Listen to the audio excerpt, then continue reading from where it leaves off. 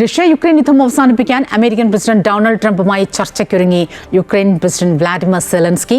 നാളെ ഫ്ലോറിഡയിൽ വെച്ചാണ് നിർണായക കൂടിക്കാഴ്ച നടക്കുക. അതേസമയം റഷ്യ മുന്നോട്ട് വയ്ക്കുന്ന ഉപാധികൾ യുക്രൈൻ അംഗീകരിക്കുമോ എന്നതാണ് പ്രധാന ചോദ്യം.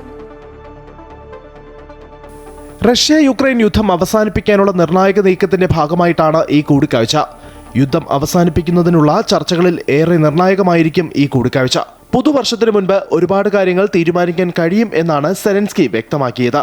ചർച്ചയുടെ ഭാഗമായി 20 ദിന സമാധാന കരാറും സുരക്ഷാ ഗ്യാരണ്ടി കരാറുമാണ് ഡൊണാൾഡ് ട്രംപ് മുന്നോട്ട് വയ്ക്കുന്നത്.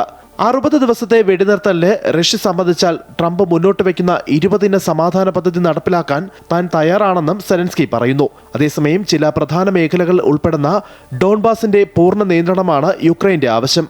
യുദ്ധത്തിലൂടെ ഡോൺബാസിന്റെ 70% പ്രദേശം റഷ്യ കൈവശപ്പെടുത്തിയിരുന്നു. ശേഷിക്കുന്നത് ഉൾപ്പെടെ ഡോൺബാസ് മുഴുവൻ തങ്ങൾക്ക് അവകാശപ്പെട്ടതാണ് എന്നാണ് റഷ്യയുടെ വാദം. വിട്ടുകൊടുക്കില്ല എന്നാണ് യുക്രൈനും യൂറോപ്യൻ സഖ്യകക്ഷികളും ആവർത്തിച്ചിരുന്നത്. ഈ സാഹചര്യത്തിൽ ഡോൺബാസിനെ സ്വതന്ത്ര സാമ്പത്തിക മേഖലയായി പ്രഖ്യാപിക്കാമെന്ന US നിർദ്ദേശം യുക്രൈൻ അംഗീകരിക്കുകയാണ് ഉണ്ടായത്.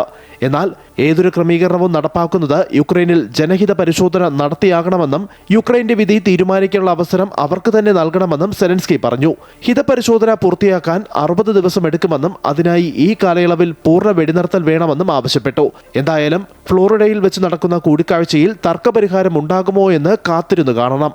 News desk Amrita news.